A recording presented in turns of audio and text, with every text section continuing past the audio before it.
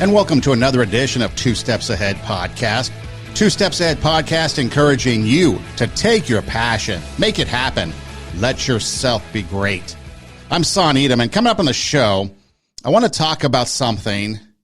It's has to do with school safety, and the reason why I want to talk about it, I wasn't going to. Obviously, we had a recent shooting down in Texas, and of course, everybody jumped on that story, and many things came from it. One, we need to do away with guns. A lot of people have a lot of opinions on guns.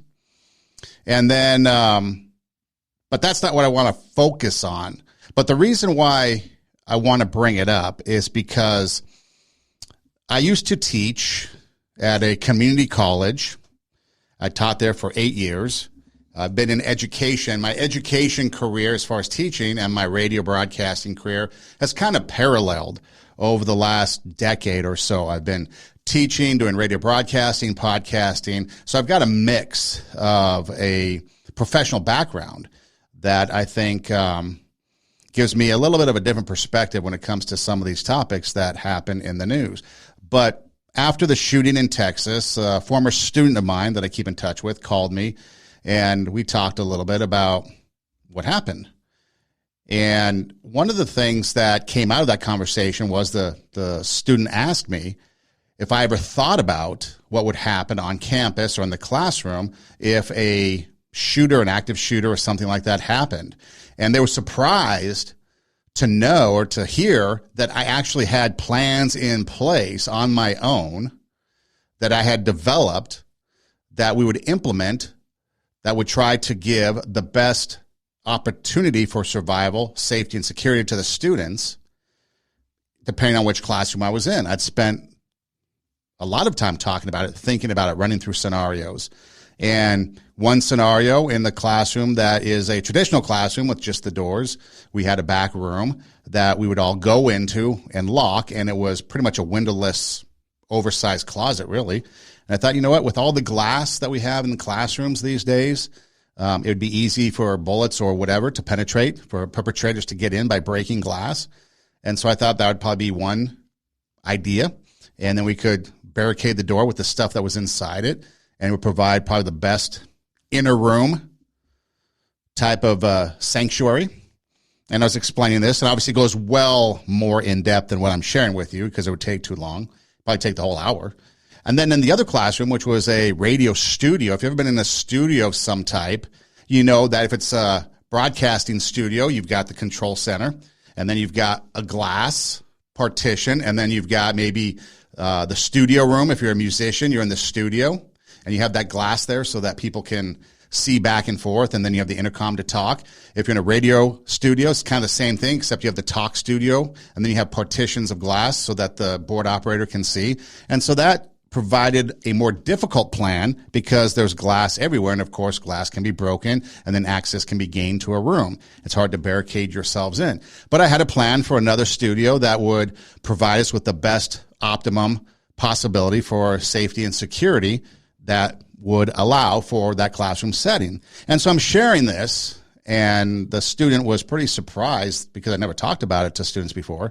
You know, we'd do some drills or whatever that the school would provide, but I had these plans in place just in case. Unfortunately, never had to use them. Now, prior to and since the community college days, I've been involved in, K through 12 education. This past year I was involved in K through 12 education, and I would always think about the classrooms that I would go into. What would be the best case scenario for safety? Could be anything. It could be active shooter type situation. It could be natural disasters. I mean, you think about it across the country, you've got, earthquakes probably on the West Coast. You've got tornadoes across the Midwest. You've got hurricanes, down in the southeast part of the states. You've got all different kinds of things. You've got, cold temperatures. You've got snow, weather. So there's a lot of things that you have to take into consideration beyond just a criminal element that you might have to intervene.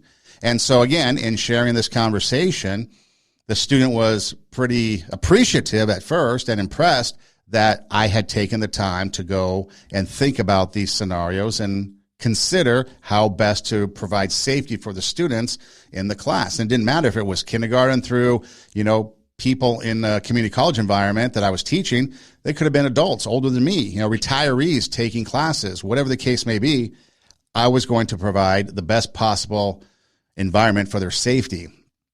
And so when you take a look at these things, you always hear the same old tiresome response, especially from politicians and people. And the first thing they go to is attack the inanimate object and take away guns. At first, on the surface, people like to jump on that bandwagon and think that it's a good idea. But are there better ways that we can take a look at school safety, school environments, and provide a better, safer environment for students in all aspects of their daily school life? So let's go back to one of the first that I recall as far as making the headlines for a school shooting. That was in Paducah, Kentucky, December 1st, 1997. A 14-year-old opened fires on his fellow students, killing 3, injures 5 more. Then in March of 1998, a few months later, Jonesboro, Arkansas, you had a guy at Westside Middle School, a 13-year-old and an 11-year-old, fatally shoot 4 students and a teacher, and then was arrested. And then, of course, April 20th, 1999, you had Columbine with Eric Harris and Dylan Klebold. 12 students were killed, 1 teacher. 10 of the students killed in the school library, and then they committed suicide. Okay, so let's pause there for a moment. 97, 98, and 99, pretty much a string of school shootings that took place that made the headlines. Okay, now the uniqueness of each one of these is that, first of all, you had a 14-year-old in Kentucky. You had a 13 and an 11-year-old in Jonesboro, Arkansas. Some other red flags pop up, which I'll get to in a minute. Then, of course, you had Columbine, which was probably the biggest one up until that time. And the difference with Columbine was that these guys actually had pipe bombs, Molotov cocktails, and other explosive devices that they wanted to use instead of the guns that they had. Well, it turned out that their explosive devices did not work, and therefore they had to go back to shooting, and there the guns came in play. Okay, so that's 97, 98, 99. You can do the math on how many years ago that was, okay? We're in the year 2022. So you're looking at over 20 years. Fast forward, 2012. You have Sandy Hook. A 20-year-old, Adam Lanza, kills 27 people, including himself.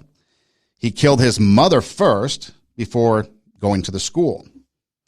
Then 2018, Stoneman Douglas High School. Nicholas Cruz, a 19-year-old, a former student. He was expelled. He returns, shoots students and staff members. 17 killed, 17 injured. And then, of course, we fast forward to the recent events of May 24th down at Robb Elementary School in Texas. So from 1997 to 2012, 2012 to 2022, there's some time gaps in there. Now, each one of these things is tragic, and each one of these events, our heart goes out to the people that were involved. But there are some underlying commonalities that some people don't seem to connect. They automatically, like I said, go to the weapon, the inanimate object. I wanted to, but I decided against it, was to place a weapon, a gun, on the table and let it sit there while I do the podcast. Because at no time would that gun just automatically by itself get up and shoot me. Somebody would have to pick it up and pull the trigger. Again, what we talk about on the show, it's the heart, it's people, and what's on their heart that truly comes out in these type of situations. If I may pause for a moment. London. People like to compare the United States to other countries. Hey, Australia, England, London, they don't have guns. We can have a country without guns. Well, there were so many knife killings in England and London that now there's all kinds of laws about knives and what you can and can't have, what you can and can't carry when it comes to cutlery, knives. So not only did they do away with guns, now they're wanting to do away with knives because, again, you have knives being the implement of killing. And you can look up for yourself all the mass casualty events that took place with knives or non-guns. I mean, right away off the top of your head, you think about 9/11, which was airplanes. You think about the Boston Marathon bombing, which was backpacks with bombs. You think of the Oklahoma City bombing, which was a big fertilizer-type bomb in a rental truck, a moving truck. So again, it goes back to the heart, not the inanimate object. If people want to create an environment of fear, they will. If they want to create an environment of killing, they will. They will find a means. Think about prison. Prisoners can't have anything. They're very limited. A lot of them locked down 23 and a half hours a day. Very minimal resources, but yet they find ways to create shanks, attack each other, assault staff, communicate with each other, create Pruno or jailhouse alcohol. So again, if there's a person that wants to do something, they will probably find a way regardless of what you implement as far as rules and regulations. I mean, think about something as simple as a school password for the Wi-Fi. Whenever I go into a classroom and I need school Wi-Fi, I don't ask the office. I ask the kids, and they give it to me. They know. They find out. That's the world that we're living in. So when we get back to these things, if we look at it from a perspective that it's a heart issue, it's a people issue, and how can we make schools safe regardless of what object is used? Whether it's a weapon like a gun, whether it's an explosive device, whether it's a knife, whether it's fists and fighting. Remember back in the day, I guess the old school way back in the 80s was you would fight. Fists, right? I guess you don't do that now. I guess it becomes weapons. But again, over the course of, since starting with 97 to 2022, I would ask the question before we rush off and just repeat the age-old, it's blame the gun. What is going on and why hasn't things changed? Why hasn't security measures at schools changed to fit the times? What's going on with each one of these shooters? Okay. And when you take a look at it and you kind of do a deeper dive, you find some commonality in all these people, especially the ones that survived. You know, the assailants that survived, so that you can question them to find out their rhyme and reason behind what they did. And here are the things, okay? Here are the combining things, the things that kind of unite all these shooters together. Bullying. Most of the shooters were victims of bullying. That doesn't excuse what they did, but a lot of it was revenge because somebody or a group of people were bullying these students. Now you combine that with number 2, mental health. A lot of these people, schizophrenia, personality disorders, emotional issues, learning disabilities. They've got mental issues. So when you combine a mental issue, a mental health issue, and then you throw in a trigger like being bullied, that's going to set somebody off. How many of you do not suffer from any type of mental health, but will be triggered by a tweet on social media and go off and be angry and mad? You're a normal person, but now you're mad and upset at somebody that said something on social media about you or about whatever, and therefore you go off, and then you think it's okay. Now take that to the point of if you have a mental illness and you're not thinking clearly, you're not in your right frame of mind, and someone is bullying you in person, doing all kinds of things to you, making fun of you, maybe stealing your books, maybe doing physical harm to you. That's going to trigger somebody who is unstable to not only react, but to react in such a fashion that is unreasonable. This is the main thing. Okay, so you have bullying, you have mental health issues, you have irresponsible gun ownership. Again, it's not the gun, it's the ownership. A 13-year-old, an 11-year-old, a 14-year-old. 18, I guess that's a little different story. 19, 20, Adam Lanza, that's a little different story. But again, 14, 13, 11, you have irresponsible gun ownership. If those parents had the weapons, had the guns stored in the manner in which they should be, then this might not happen. Again, the 18, 19, and 20-year-olds might be a different story. But again, parenting is a big part of this. I think it's hard to believe the stories that you hear coming out of Texas because everything is so awash in all kinds of fairy tales, all kinds of misinformation, if you want to call it that, all kinds of stories changing. I mean, first off, you had the story that the shooter got into the elementary school with an unlocked door. Then it was the unlocked door was left open by a teacher who had a rock propping the door open. Then it was like, no, she closed it and it was still unlocked because it didn't lock automatically. So there's all these stories as to what happened and how the shooter got into the elementary school in Texas. Then you have things like the police delayed. The police went in right away. Then they delayed. Then they waited for other type of equipment. And then you had a mom come down, want to go in. She got handcuffed, got out of handcuffs, hopped the fence, went in, got her children and brought them out.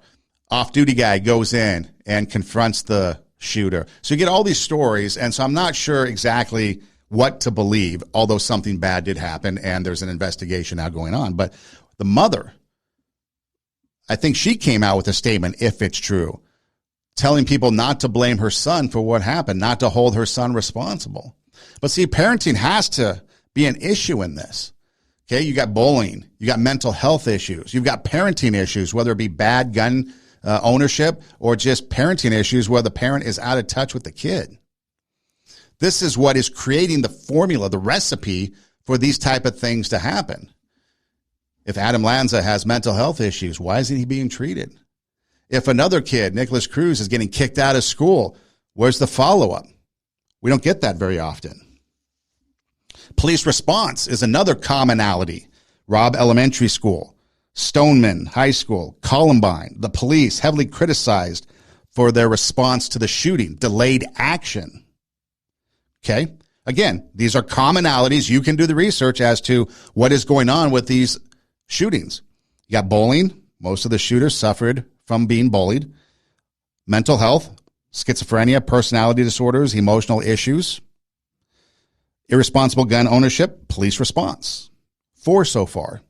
And I'm sorry, we don't want police officers to get hurt, but in situations like this, I'm just going to be blunt and cold about it. It's your job.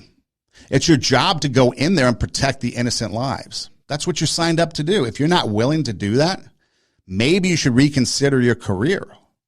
I mean, could you imagine a firefighter not wanting to run into a burning building? That's his job, to put out the fire. Military, their job is to run into battle, fight the enemy. If you don't want to do your job, maybe you should consider something else. Might get blowback for that, but that's truth. We spoke the last podcast episode on speaking truth. If you're a teacher, you're there to educate the student, although teachers do all kinds of things, and we may get to that if we have time later. That might be a podcast for next time. But if you're a police officer, you're supposed to protect and serve. Protect the community and serve the community. And the protection that is required in an active shooting situation is for you to go after the guy that's doing the shooting, not wait around an hour, like in Columbine, like here, maybe down Stoneman, and let the shooter walk around for an hour doing his business. Places with little or no security or resistance. Some of it has gotten to the point where these doors are supposed to be locked, and a lot of schools have locked entry where you can't get in without being buzzed in. But again, it's very minimal. In this case, whatever the story was, there was an unlocked door that he was able to breach and get in. And then, of course, you have the outside influences such as video games and social media. Okay? So these are the commonalities that all these shootings have in common, in case you don't know what commonality means. The perpetrators have all been bullied. They all suffered from mental health or some sort of mental health issue. There was irresponsible gun ownership involved. The police response to a lot of these is being questioned, criticized, investigated. Places with limited security, which is what I really want to get to. And then outside influences such as video games and social media. You combine all those together, starting with the fact that you got mental health issues being triggered by bullying, which excites the person, gets them going to these thoughts of what they want to do to exact their revenge. Now they have access, and then they go after it. And they find a means to get whatever it is that they want the end result to be done. So my question is this. Since 1997, let's start there. Why hasn't security measures increased in schools since 97?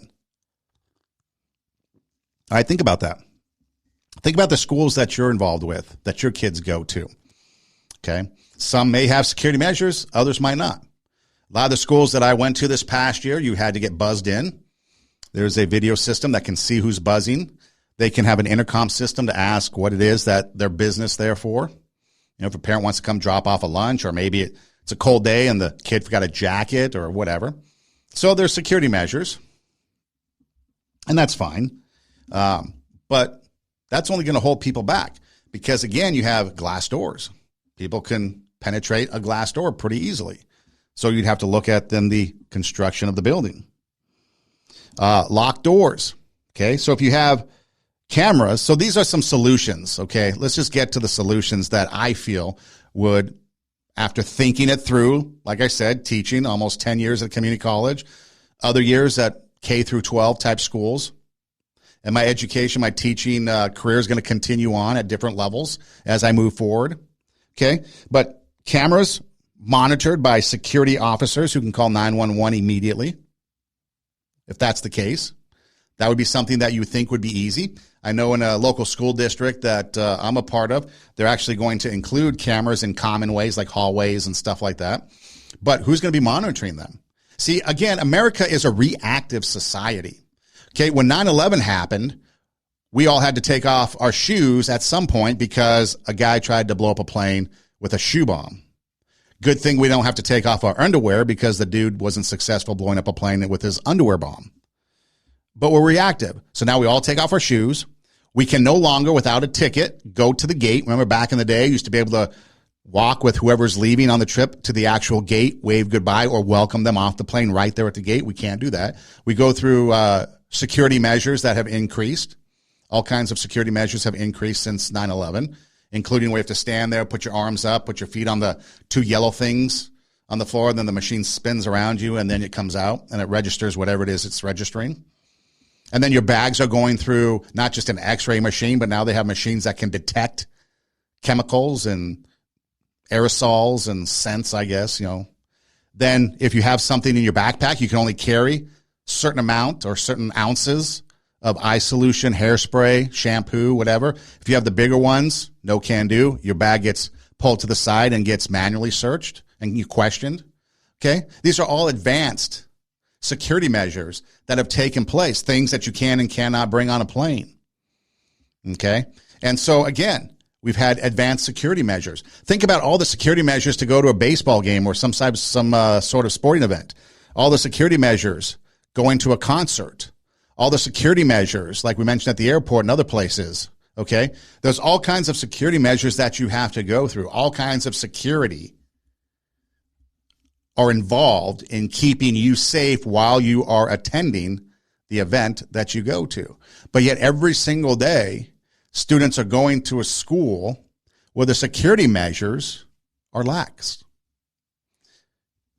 And what security measures they have are the people involved with them fully trained. And see, that's not to blame anybody at the schools because their job is to educate and to run the schools. That's why you need this conversation, because it's going to require a change in thought, a change in mindset as to how you approach this situation. So again, cameras monitored by somebody that could actually call 911 if there's something there. Not just cameras that you can go back to and see, oh, this is what happened. How can we change? Take an active approach to it. Lock the doors and maybe have a escort if someone comes in and escort them wherever they need to go. Somebody other than maybe a school official, maybe a security guard, maybe somebody that's a little bit more trained in the aspects of safety and security. Screenings, middle schools, high schools. I know back in the 80s when there was a lot of gang violence in Los Angeles, a lot of schools actually kind of looked like prisons. And they wanted to do away with metal detectors and stuff like that. But technology has changed. I mean, I went to the mall the other day and I saw a sign on the mall that said no weapons and that they have like gun-smelling dogs. I guess dogs that are trained to pick up the scent of somebody who has a weapon on them. Maybe something as simple as a person with a dog that can detect something. I mean, dogs can detect a lot of things. How many times do you see somebody walking with a dog and it can detect the body's chemical change and indicate to the dog's owner, the person suffering from maybe epilepsy and seizures, that they're about to have a seizure before the seizure happens? Okay? So again, thinking outside the box, changing our mindset, maybe that's something that we need to do, is how do we have these better screenings to get kids at middle school and at high schools safer? Maybe we think about having guards on the property. I know that's a big thing that's come up. Maybe you have fences, no open campuses. Again, you can do it so it's trendy and interior designers can come out, and I guess it'd be exterior designers, but don't have to make it look like a prison. You can make it very inviting. Maybe that's something to think about, right? School construction, doors that open into the classroom instead of out to the hallway so that you can barricade the door so that even if it's locked and they get the lock open, they can pull the door open and have access to the room. But now if they get the lock unlocked, they're trying to push in, you have a chance to barricade the door as a second line of defense. Maybe what you can do is create doors and windows bulletproof so that if someone does actually try to shoot out a window, it's not going to go anywhere. So maybe you have to kind of consider the design of new schools and maybe replace some things. I mean, you had to go back and retrofit a lot of stuff, a lot of buildings in Los Angeles because of earthquake safety. They didn't want buildings tumbling down, so you had to retrofit, became the buzzword. Why can't we go back and retrofit schools for safety? What about a zero tolerance for bullying? Sure, we have zero tolerance policies, but a lot of times they're not enforced. They're not enforced because the parents will threaten to sue. They're not enforced because teachers it's too much for them to deal with. And school administrators, it's too much because they got maybe a few of these students that are causing problems. Maybe have mandated counseling for bullies and victims of bullies. Maybe we have to increase the budget for mental health on campuses. More school counselors, more psychologists, more people available. Maybe on professional development days, instead of having a 6th day of professional development where you go over curriculum or where you go over teaching plans, lesson plans, which is all important, but maybe you actually have a professional development day on how teachers can provide a safer and more secure environment for their classroom. Not only physical safety, but mental health, mental health safety, how to maybe see what students might be suffering or might be showing signs or symptoms of something. Maybe just wellness days where the teachers come together and they have a wellness day, take care of themselves. Maybe there's other ways to utilize professional development. I was in a school recently where they had DARE, an officer from the local police, come in and talk to the kids about drugs and do a whole curriculum once a week for a number of weeks talking about don't do drugs. Why not for teachers have development? I spent some time working as a security officer, both armed and unarmed, from being Paul Blart Mall cop to bodyguard. For example, Joan Rivers on a TV shoot in Beverly Hills, I had to be close proximity security for her. So I've kind of run the gamut when it comes to security things. So I've been trained. I'm not a professional security expert, but I do have some training. I've taken some classes, watched some videos, listened to experts. So again, that's gotten my mindset focused on looking at these issues with security in mind. Maybe you got to retrain. Teachers are focused on teaching and education and academia, which is what they're supposed to do. Okay. But now we're looking at maybe we need to, because of the climate that we're in, give them a little bit of preparedness. I mean, think about, I don't know when you went to school, but remember when you had to like practice getting under your desk because an earthquake is going to happen and you don't want things to fall on you? But what would happen if the earthquake did happen and in Los Angeles you had the big one that we've been expecting? What if there was a mass casualty event with that? Are the teachers going to be equipped to know how to do first aid, to just try to help a student until first responders can arrive? You know, basic things that they might be able to do. No, we just get under a desk and hope for the best. Or back in the Cold War, I heard stories that they would get under their desk for a nuclear disaster when a nuclear disaster is going to obliterate them, so getting under the desk was pointless. Or when you crash on an airplane, you got to put your hands over your head and put your head between your knees. Hope that saves your life. The flight attendants, are they prepared to get you off the plane? They might have more preparation than a teacher in the classroom. Flight transportation, flying in an airplane, I've read, is one of the safest forms of transportation.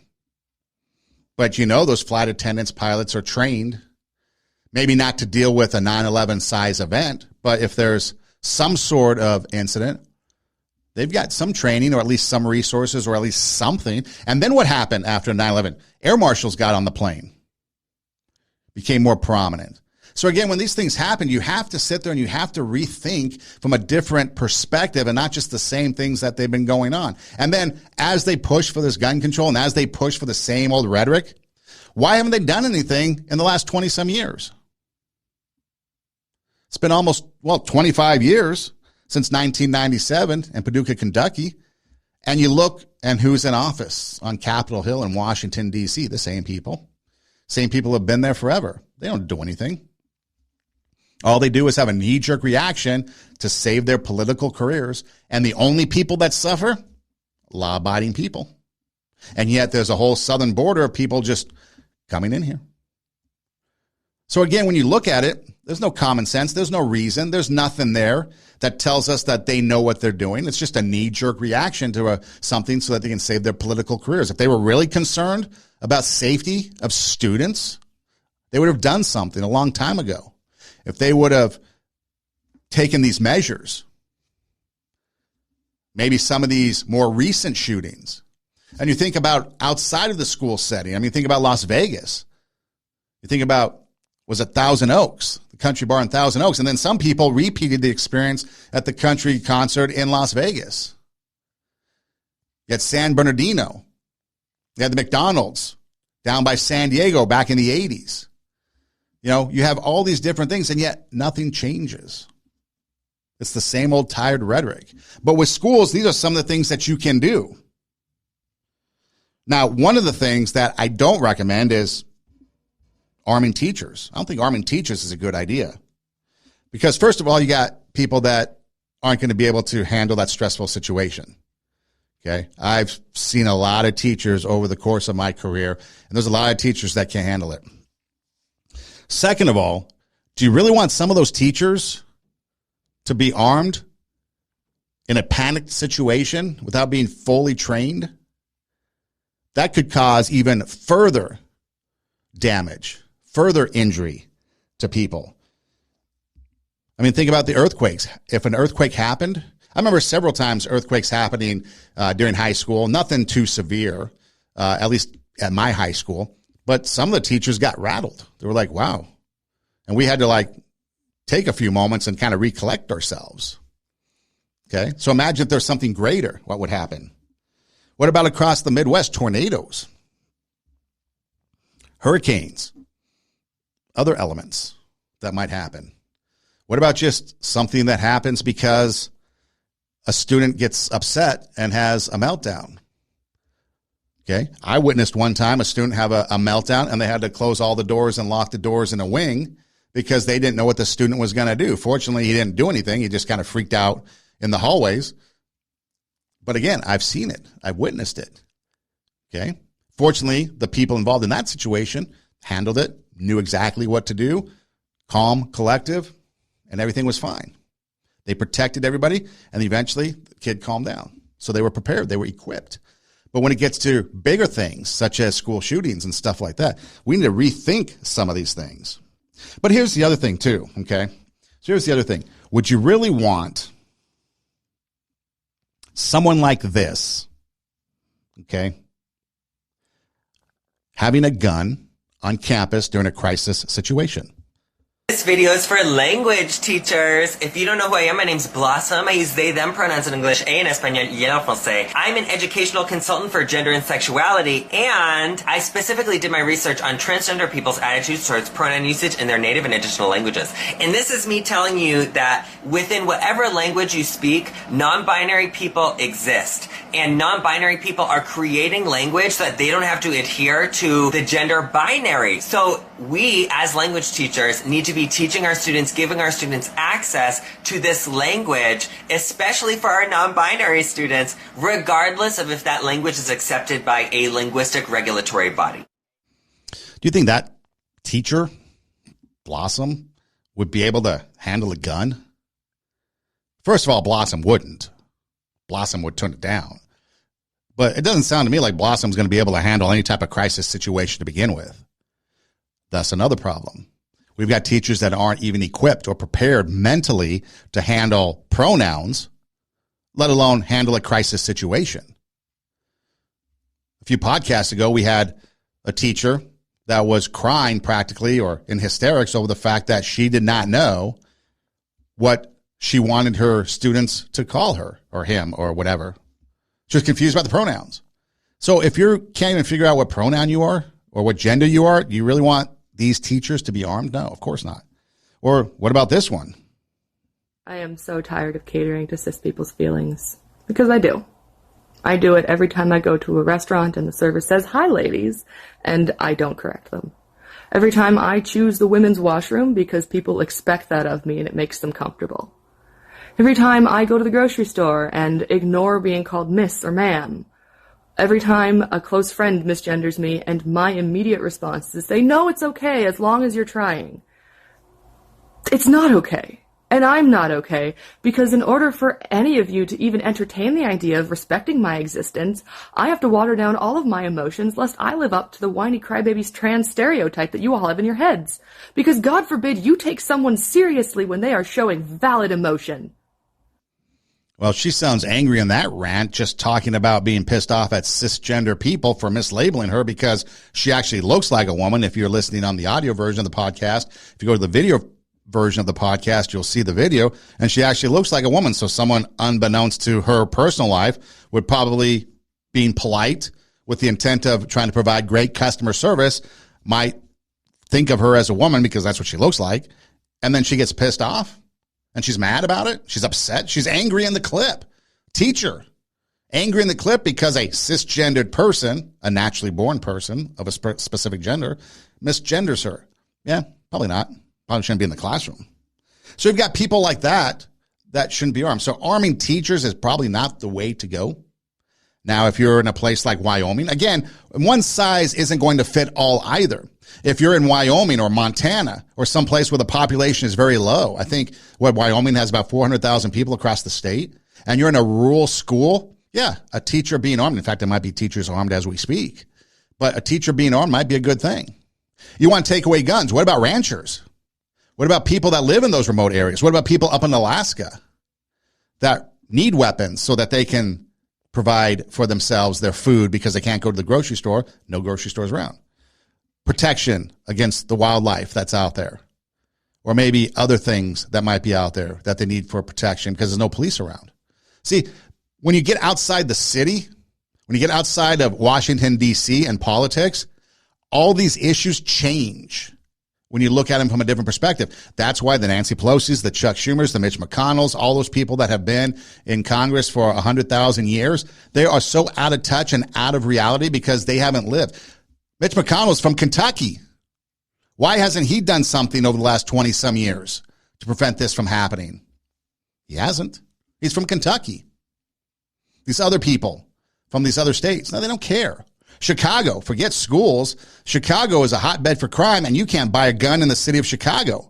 But yet there's all kinds of shootings going on. So you can't buy a gun in the city of Chicago, the city limits of Chicago, no gun stores, but yet gun violence is tops in Chicago. 46, I believe I read, dead over the Memorial Day weekend.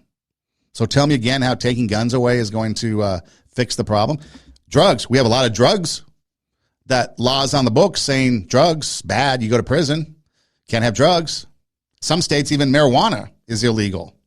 But yet fentanyl use and fentanyl death and fentanyl addiction, that's the drug of the day. And others are still running rampant. So people are still importing drugs. People are still, so again, all the laws on the books say you can't do drugs, you can't import drugs, you can't traffic in drugs, but yet the border's wide open and the drugs just keep coming across. What about Canada? If you don't like the gun laws here in the U.S., why don't you go to Canada? All you people that threatened to move to Canada when, Bush was elected, when Trump was elected, you know what? They're doing away with guns altogether. So why don't you move to Canada now? It's a perfect place for you to go. No guns. And then when the government oppresses you, see, that's the thing that people don't understand about guns. The Second Amendment really has less to do about the right to bear arms so that we can have arms just to go out and shoot things. It's the right to bear arms so that we could rise up against an oppressive government to protect ourselves, safety. That's what it's about. And the oppressive government, once they take our guns away, now they can enact things like severe lockdowns like they did in Australia and other countries where citizens don't have guns. That's the thing that keeps America so far from being a dictatorship. These politicians, they're no different than the Russian oligarchs or Putin or any of these dictators. The only thing that keeps them from fully being dictators is the fact that you have states' rights and you have the Constitution. And for Biden or whoever to say that the Constitution is never absolute, really? You guys are monkeying with the Constitution when it comes to abortion. Abortion's not in the Constitution, yet you claim it's a constitutional right. What if we took that away? You give up abortions 100%, and then what if we give up guns? Would you go for that? Probably not. So you have all these things going on, but there is and are places that do provide security measures like this school here in Indiana. Security breach. At Southwestern High School in Indiana, the kids drill. I see they're all running past this red line. What is that? The red line is a security measure, and that's in place because if we stand behind this red line, if there's a shooter at the door, they cannot see the children. And this is something schools can do right now, this red line on the ground. Absolutely. But here they go high-tech too. The classroom doors are bullet resistant and cameras, so many cameras everywhere. And it's not just school officials watching either. They're connected live with the sheriff's department 10 miles away. Authorities can track an intruder in real time. Every teacher here, you have your own panic button. Yeah, we all wear a fob in case there's a security breach. We can push this button and the entire alarm system goes off in the school. And something else I actually want to show you real quick.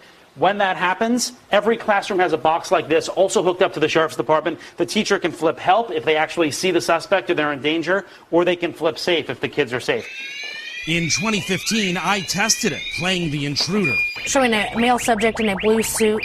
If I was a real intruder, I couldn't get into a single classroom. They're all locked. Every last one of them. But the biggest counterattack is yet to come. He's walking towards exit 14. I'm going to launch the hot zone. The school's secret weapon called hot zones. Exploding smoke cannons hidden in the ceiling. Cops can deploy them in an instant. Whoa. There is smoke. It is loud and it's meant to disorient the suspect. I mean, look at this. The smoke is filling the hallway. You can barely even see me. Whoa. The other amazing thing is they're watching the suspect on real-time cameras, so no matter where the suspect goes, they can keep setting off these hot zones so he stays blind. The system is expensive, $400,000, but school officials say worth it in this scary new world. Jeff Rawson, NBC News, Shelbyville, Indiana. Okay, so that's just one school that has a particular security measure system that's pretty advanced. Now, that might not be reasonable for all schools. But again, there's things that you can do. I mean, what about police patrols? How many times do you see police, maybe the highway patrol, just sitting on the side of the road with their lights on because there's construction going on and they're just sitting there, right? So that's their assignment. Okay, that's fine. But what if we had more routine patrols around school zones? Okay. What if you had more direct contact with the local police department? That's what they're there for. I mean, a lot of people want to defund police, but look at how that's working out across the country. Crime has gone up in California, especially Los Angeles, brazen criminal acts in broad daylight. And so when you have no police, crime is going to go up. But if you increase police patrol, maybe there will be less. But then again, you got issues of police response to these things, as in Columbine, Stoneman, and now Robb Elementary. But you can increase security measures. There's no doubt about it. Obviously, the cost is going to go up. Well, with that, you'd have to find ways to get money. Well, obviously, the first thing you would think about is people go, hey, taxes. But how often do taxes get misused and abused? I mean, just look at the COVID relief money and all that COVID relief money that was given to states that was supposed to go to help schools and teachers with resources and so forth to combat online teaching and the issues and so forth, but never got there. Politicians, they misuse the taxes. I mean, think about the California lottery. Remember back in 1984 when the California lottery came out?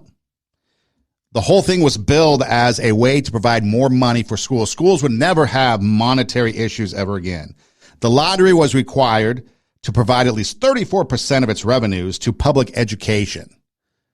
34% of millions. Not supplement or replace, but in addition to whatever funds they were already being given at the time. Okay? Again, it was billed as education would never have problems with money again. Well, today's classrooms are lacking funding, lacking resources. In fact, in 2011, the California lottery moved into a new $58 million headquarters. That tells you how flush they were with cash. And today, you've got Powerball and these multi-state lotteries, and schools are still struggling. Teachers are paying out of pocket. You could have private donations and grants. Grant money has to, or is supposed to go to exactly what it is that you applied the grant for. Security. Now you have to pay for it legally. Stop sending money overseas. Recently, $40 billion sent to Ukraine. I understand the situation in Ukraine, but don't we have to take care of ourselves first? That $40 billion, I mean, how many $400,000 systems could you buy with $40 billion? I'll let you do the math. What about cut giving to things like Planned Parenthood? Planned Parenthood, which is a $1 billion company, they get $500 million in tax dollars off the top. Why not give it to school safety, school mental health, school counselors, school psychologists, so that we can have more, so that we can stop the bullying, so we can address mental health issues, maybe so that we can have people that are going to get a gun go through training. All my guns, I had to go through training courses. I had to do a background check. I had to wait my 10 days. And then once I was cleared, I was able to get it. I'm fine with that. I'm really, truly pro 2A, Second Amendment, like 100%. But I'm also like really leery of just any Yahoo walking into a store, picking up a gun right away and leaving without any type of check. So I'm all for that. But why do you have to limit it? If you can't fill out a background check, go through a Department of Justice and an FBI, a DOJ and an FBI background check, if you clear that, you should be able then to get an AR-15, a 9mm handgun, whatever it is. Because if the government can't do their job in doing a background check on you, then nobody can. So if the DOJ and the FBI background checks come back clear, you should be able to be free to get your gun, to get your ammunition. You've been cleared. A lot of these places with CCWs, a lot of them want to have constitutional carry, which I completely understand. But I'm kind of leery of just any Yahoo running around with a gun. If you go through a training course, I'm okay with that. Learn how to handle the gun. Learn how to load it, unload it. That's what I did. I went through all those for my own protection, my own safety, but I did all that for myself and to make sure others around me know how to handle a weapon, know how to store it, properly store it. A lot of people, especially with young kids, don't store their guns properly. educate the parents or the gun owner, I guess you should say, educate the gun owner, and then the gun owner or whomever educate the kids on what not to do. Don't touch it. Number one rule is treat every gun as if it's loaded. How many accidental shootings you get? See, again, education, educating people instead of just taking it away, because the only thing you're affecting is me and my right. I've been cleared by the DOJ. I've been cleared by the FBI. I've been cleared by the state of California. I've been cleared by the state of Nebraska. Why are you going to penalize me when I've cleared and done everything that the government currently expects me to do? I've taken the classes. I've taken the training. I passed the classes. I passed the training. I've done it all. And now you want to penalize me? I don't think so. That's what I'm against. So again, you have ways that you'd have to come up with, and you'd have to increase spending, and you'd have to have responsible government officials monitoring the money. And again, keep in mind that even if you took guns away, you have knives, you have explosive devices, you have other means by which you can carry out, such as 9/11, and they use box cutters on the plane. They use guns, they use box cutters. You've got the Oklahoma City bombing, bombs in a rental truck. You've got Columbine with the pipe bombs and explosive devices, Molotov cocktails. You've got the Boston Marathon bombing. But let's just take a look real quick at some government wasteful spending. Okay, think about all this money that is being used on all these different things that could be used to help schools and education and mental health and psychologists and counselors and teachers and administrators and all different kinds of things that could help the full thing. Because not just an active shooter or a gun, it's all the things. Remember, all those shooters had bullying in common. All the shooters had mental health in common. Bad gun ownership.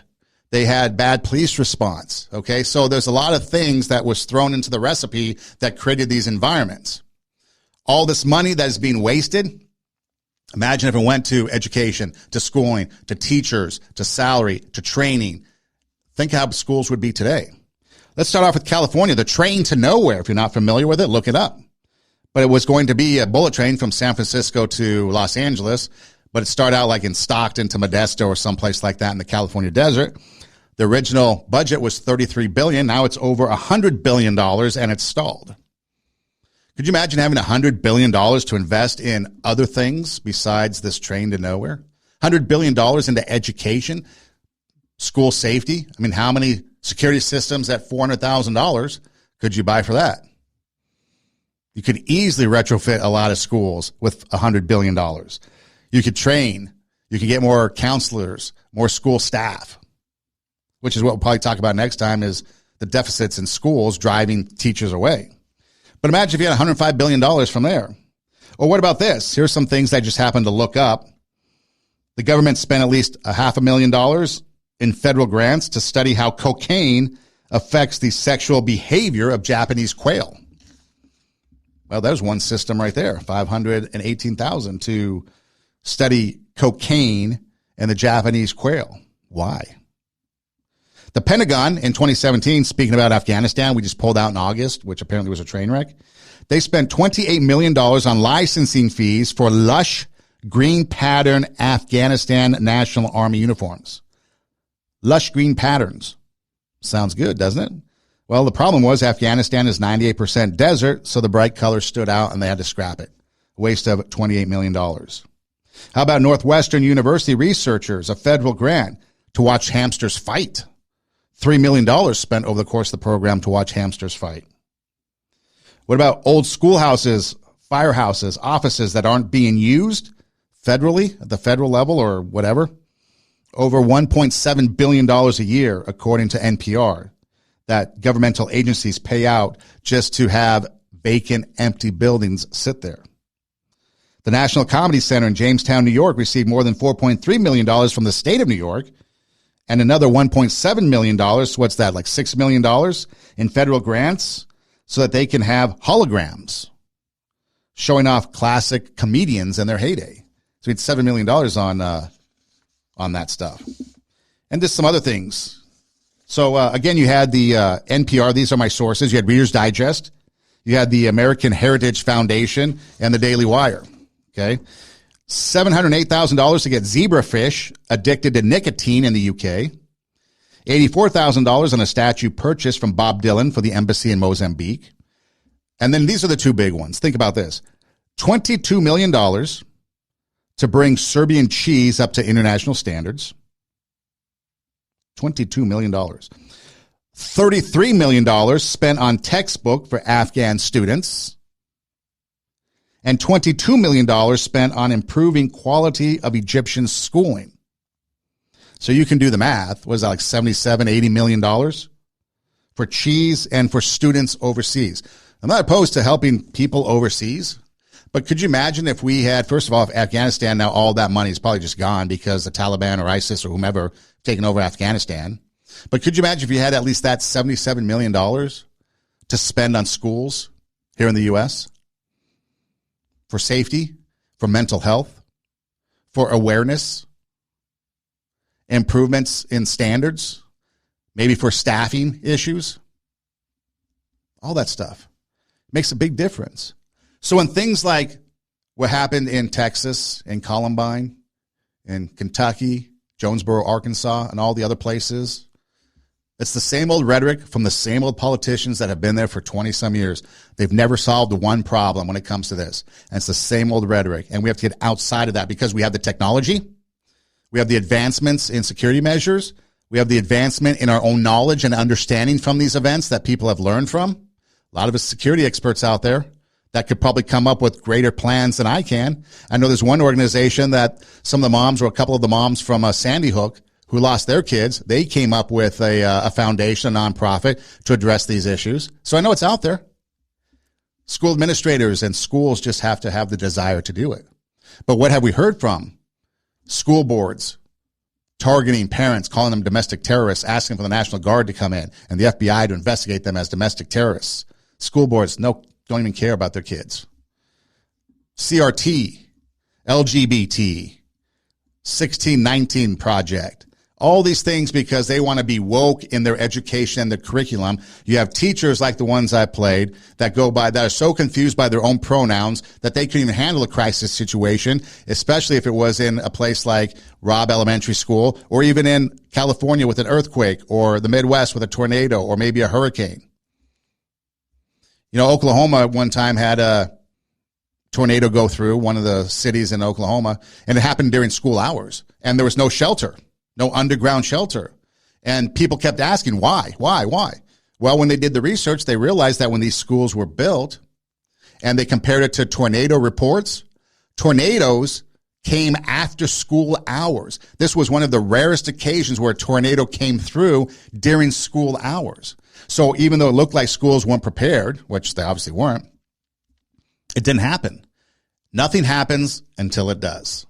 So what did Oklahoma learn? Every new school now has safety shelters for severe weather, regardless, because in case it happens again, they're going to be prepared. That's learning. That's education. That's trying to adapt, because it only takes that one time for it to happen. It'll never happen here. Well, it doesn't happen until it does.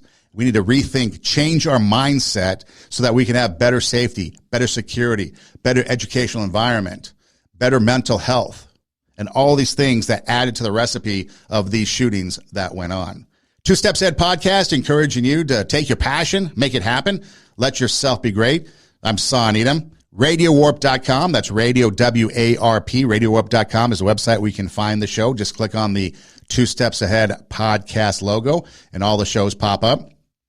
You can also find us on YouTube, which RadioWarp.com will take you to YouTube and to our SoundCloud account. And then you can follow the accounts and never miss an episode. Instagram, TWO, Two Steps Ahead Podcast. My personal page, Edom Rocks, EIDEM, ROCKS. Linktree link in the bio takes you to our YouTube, SoundCloud, Radio Warp, the merchandise store, and all these cool places. And then all you have to do is listen anywhere you listen to podcasts. Google search Two Steps Ahead Podcast, TWO, Two Steps Ahead Podcast, and we pop up, so we're pretty easy to find. Two Steps Ahead Podcast, again, encouraging you to take your passion, make it happen, let yourself be great. I'm Son Edom. We'll see you next time. And until then, God bless.